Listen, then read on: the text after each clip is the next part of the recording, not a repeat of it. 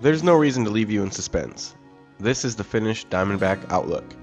I really love how it turned out, but getting here was harder than I expected. Hey everyone, welcome back to Village Bike Kitchen. This is part 2 of the Diamondback Outlook build. If you missed part 1, I'll link it below. Go check it out. It really sets the stage for this video. It's the teardown, the idea for this bike, and a preview of all the parts I threw on it. Then come back and catch part 2 where I'm going to do 2 things. One, I'm going to breeze through all the parts of the build that went really fast and smooth, which is mainly the cockpit. And then I'm going to focus on all the areas that gave me all sorts of problems. And that was basically anything to do with the drivetrain. I had chainline issues, I had problems with wheel alignment, I had trouble finding a compatible derailleur and a way to mount it to the frame. But the good news is, it's all solved, the bike is built. So sit back, relax, and let's jump right in.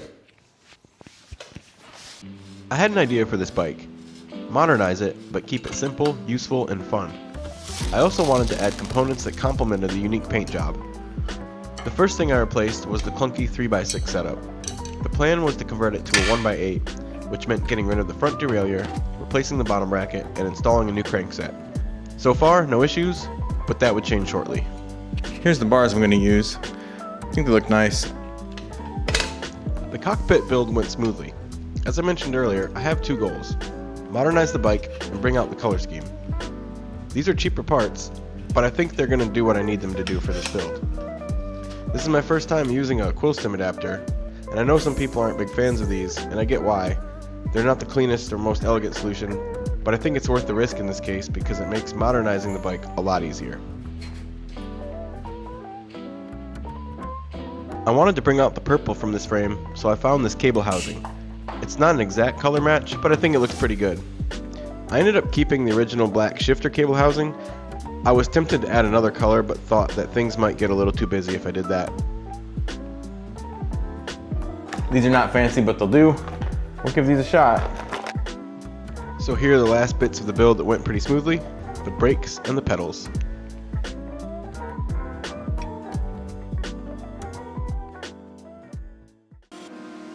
Several helpful viewers from part 1 commented that the original 6-speed derailleur would work with the new 8-speed freewheel.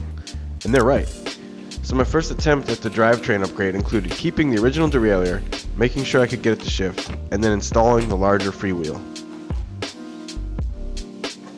Hey, so I have decided to go with the 1x8 using this freewheel here.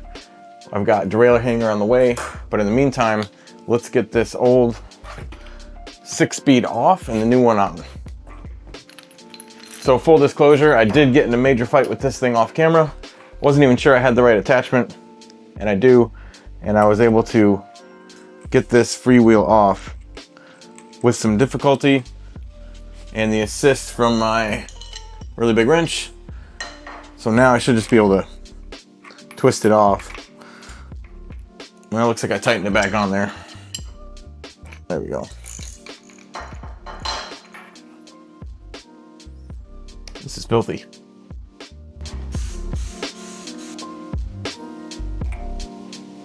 I don't know if you can tell, but there's some play in this hub, and I noticed it when I picked up the bike off the ground. So I'm going to tighten these hubs up the best I can.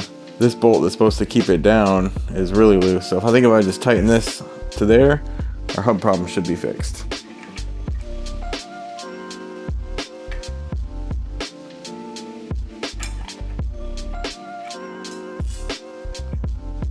A little better. Actually, that's pretty good.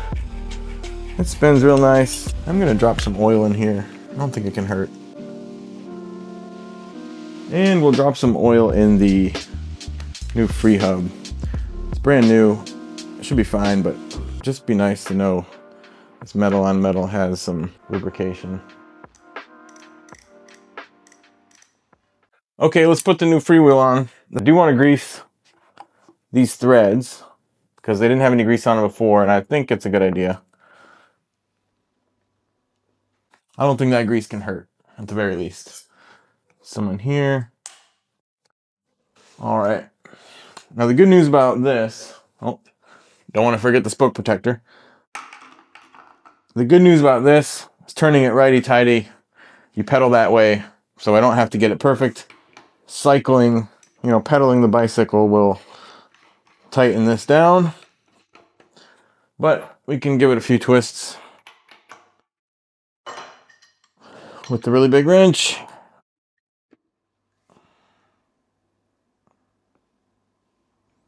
Honestly, that should be fine, because the more you pedal this, the tighter it'll get. Okay, now that the Freewheel is on, I'm going to give you a zoomed in view to show you a few things that we're going to have to sort out. So the first thing I want to show you is the chain line. Do you see how the chain is drastically pulled inward when it's on the biggest cog? So I'm going to have to fix that. There's a couple ways we can fix that. I can move this chain ring to the inner side of the crank arm. That'll give me 2.5 millimeters back, and if we need to, I hope we don't need to, but there are 2 drive side spacers on the bottom bracket. I can probably move one of these over here to the non-drive side. That'll give us 5 millimeters back inside to get this chain line right. I started to notice another theme throughout this build, and that is the balance between aesthetics and functionality. Looking back at it, almost every decision I made was a choice between looks and function. In this case, I think the chainring looks nicer on the outside of the crank arm, but the bike won't work with it there. The best builds definitely find a way to strike this balance nicely, and I know that I still have a long way to go.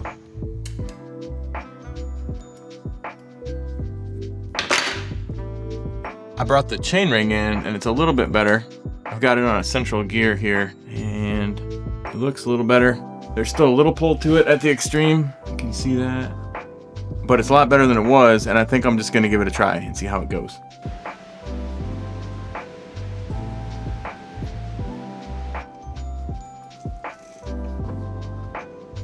I ended up having to resize this chain several times during this build. You'll see why in a little bit. This footage is from one of those attempts.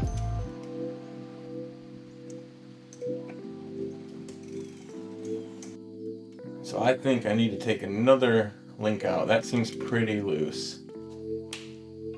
So this 8-speed Freewheel is a little bit longer than the 6-speed was. So when I put it into the dropouts, this gets stuck on the frame. So I'm gonna add some spacers here and then keep this washer outboard so I get a nice grip and see if that fixes the problem. So yeah, I'll just take this nut off, and this is the washer that's going to go outboard. I just need to get close to that thickness, so 2 of these maybe. Yeah, right there. And then the dropout will go here, nut washer like that. Should be fine. I am finally ready to get this bike shifting, and you'll see the chain may still be a little loose, but it seems to work. However, it's time for me to learn another lesson. Things may work in the stand, but that does not mean that all is well.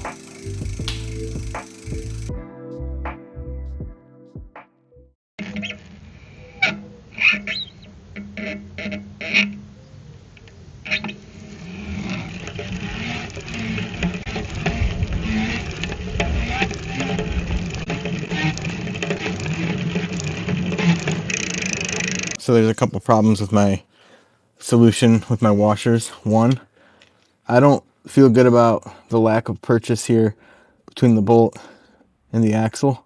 I don't think that's safe. Another issue is I think I damaged this hanger. You see it won't stay back in the dropouts. It keeps sliding up. I don't like that. And lastly, the tire alignment's just off. Right here, I get all sorts of rubbing when you put it under load and weight. There's a little clearance right now, but once you start pedaling, it rubs. So I don't think my fancy new 8-speed Freewheel is gonna work. Looking back at the comments from part 1, a lot of you already knew that the 8-speed Freewheel would fail. I was stubborn and tried it anyways. It's too bad it won't work, but I still have a chance to make this bike better, which is what the channel is supposed to be about in the first place. The original Freewheel is filthy, so cleaning and oiling it up will get it back to brand new. Of course, that does mean I have to resize the chain again. I really appreciate the helpful comments and feedback. You viewers actually had an active role in this build. What I really appreciate is how kind and genuine you are. Sometimes online you see mean comments or snarky suggestions, but you continue to be genuinely helpful and nice. A special thanks to Fat Rob Double, T. Mayberry, Adrian Sue, and Jan BF2HT. Your tips were very helpful, and they got me across the finish line on this build. I hope you can feel the mood change. Things go smoothly from here on out. Viewers suggested a claw like this to mount the new derailleur, and it works out great. I discovered a little later that it was easier to tighten down with the axle and the dropouts, but it all worked out in the end.